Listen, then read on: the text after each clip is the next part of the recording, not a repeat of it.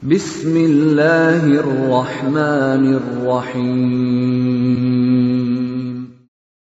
وَلْتَكُنْ مِنْكُمْ أُمَّةٌ يَدْعُونَ إِلَى الْخَيْرِ وَيَأْمُرُونَ بِالْمَعْرُوفِ وَيَنْهَوْنَ عَنِ الْمُنْكَرِ.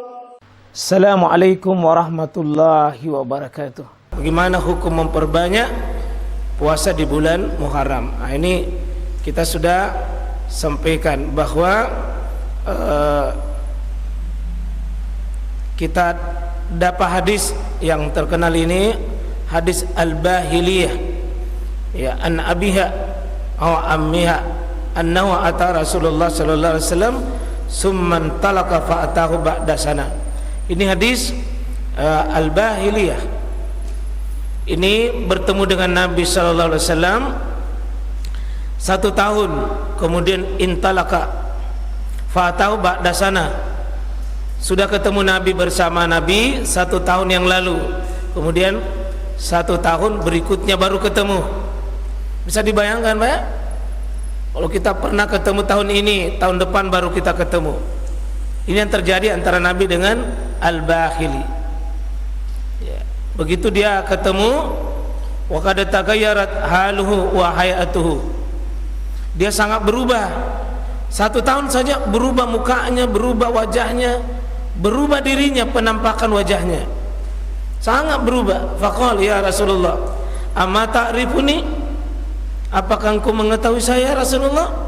Qala wa man anta, siapa anda? Kata Nabi kepada Al-Bahili ini, wa man anta, siapa anda?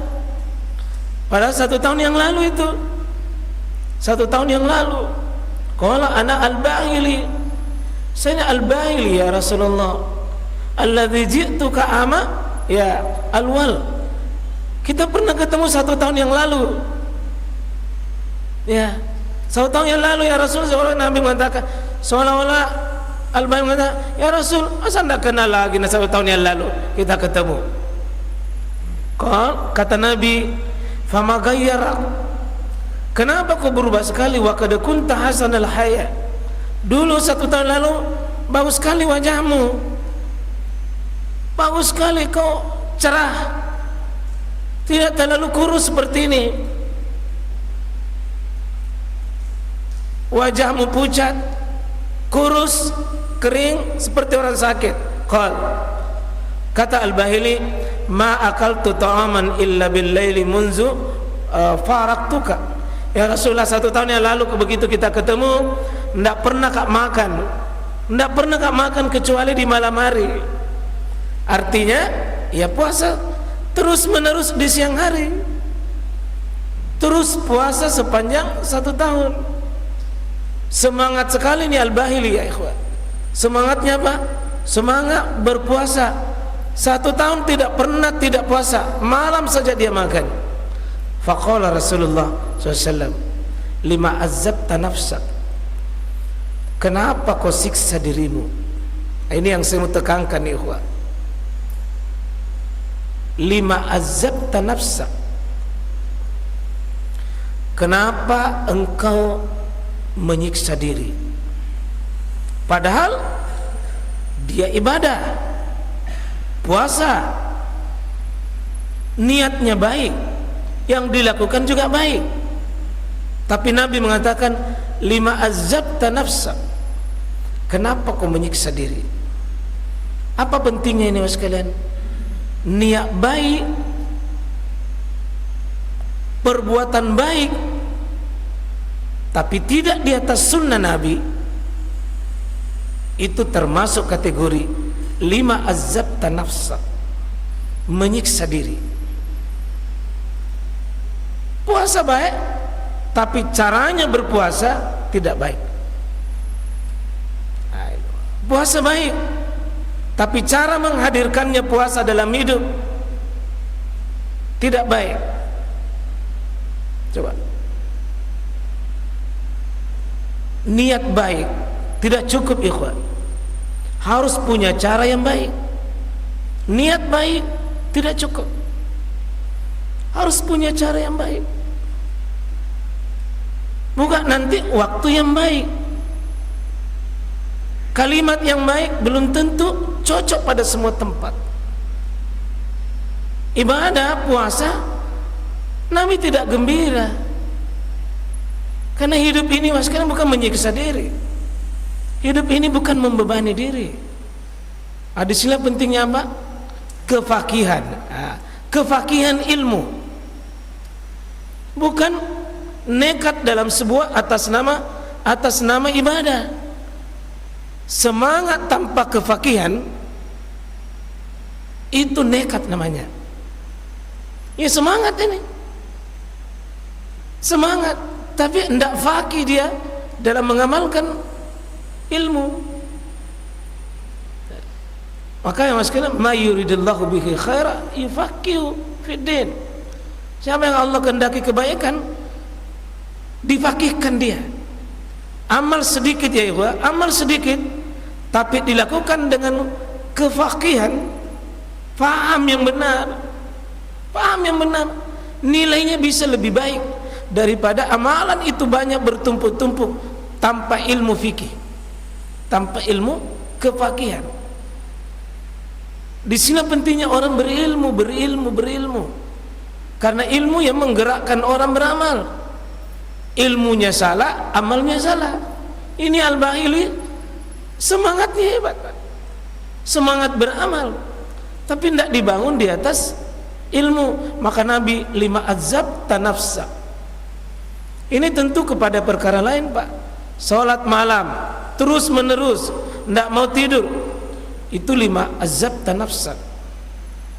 Semua saya kira mengurus, kita punya waktu, kita punya harta, kita punya rumah tangga, kita punya pekerjaan, jangan ada yang kita lakukan dengan prinsip lima azab tanafsa. Jangan menurut kita baik. Jangan sampai Nabi nanti mengatakan, kenapa siksa dirimu, kenapa kau bebani dirimu. Nah, ini saya mohon ikhwas kalian, ketika antum sudah belajar semangat akidah, butuh semangat fikih, butuh semangat fikih. Akidah semangat tapi tidak ada fikih, nekat. Akidah bagus, fikih tidak jalan, tidak baik. Fikihnya bagus, tidak ada akidahnya, sekedar tabungan dan simpanan di kepala, tidak bisa digerakkan. Maka ini ilmu yang dua pak kita tekuni, ilmu akidah, ilmu fikih. Ilmu akidah mesinnya, ilmu fikih bagaimana menggerakkan mesin itu supaya apa? Tuntunan ibadah tak baik dan benar. Nah, disinilah Nabi SAW camkan baik-baik ini mas sekalian. Dan kalau bisa dipakai nih, orang yang semangat beribadah tanpa ilmu itu kena kategori lima azab tanafsa. Lima azab tanafsa. Kemudian Nabi mengatakan sesudah menegaskan kenapa kau siksa diri, Nabi mengatakan qala sum syahran sabr. Kamu cukup berpuasa 1 bulan di bulan sabar itu, yakni bulan Ramadan. Di situ saja, di situ kau puasa Ramadan saja. Kalau mau kau terus menerus 1 bulan ini saja. Atau kalau memang kau masih kuat, wa yawman min kulli syahr, 1 hari saja di setiap bulan. Jadi boleh saja ikhwah puasa 1 hari tiap bulan, bisa tiap hari 1 saja bisa, sesudah tambah Ramadan tadi. Itu sudah pilihan itu, kalau sudah dicukupkan Ramadan sebulan, adapun lebihnya itu pilihan, tergantung dari keadaan kita. Nah, di sini sebutkan sudah dituntun 1 bulan, bahkan ditambah pilihan sunnah, bisa setiap hari. Apa kata Al-Bahili ini? Qal zinni, tambahkan buat saya wahai Rasulullah, fa inna bi quwwah, saya ini masih kuat. Salah kalau 1 ji, Qal sum yaum, kalau begitu yaumain, 2, cukup 2 hari. Qal zidni, anda cukup salah salai.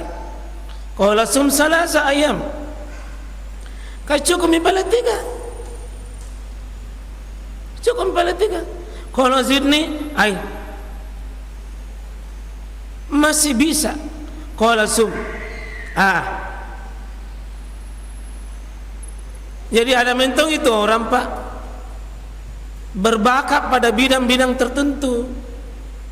Jadi ada mentong itu bakat puasa, dia kalau puasa nomor 1 itu.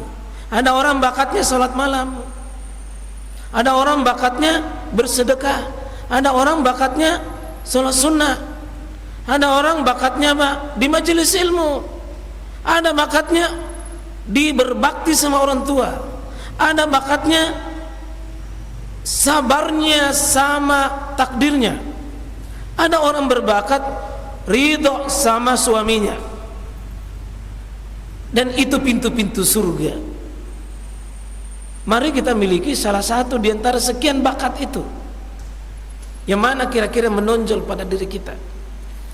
Kalau sudah amalan-amalan begitu, tidak mesti kita seragam. Ada mungkin yang lebih, tapi kalau tadi itu yang 1 bulan, tidak bisa ditawar-tawar. Itu sudah permanen itu. Kalau sunnah ikhwah, ada kita mengkondisikan. Itu pilihan.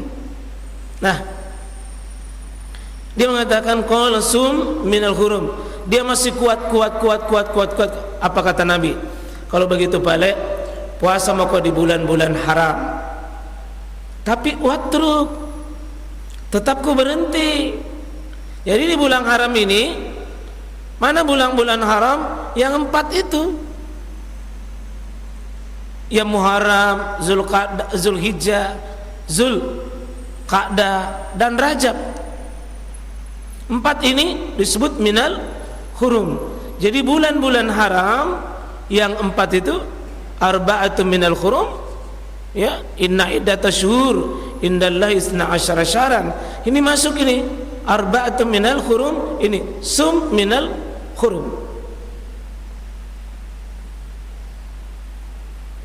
Hurum itu sama dengan haram, artinya sesuatu yang dihormati, sesuatu yang sangat dijaga. Kalau ada kata haram ikhwas sekalian, itu ada penghormatan. Kalau ada kata haram, itu penghormatan, dihormati.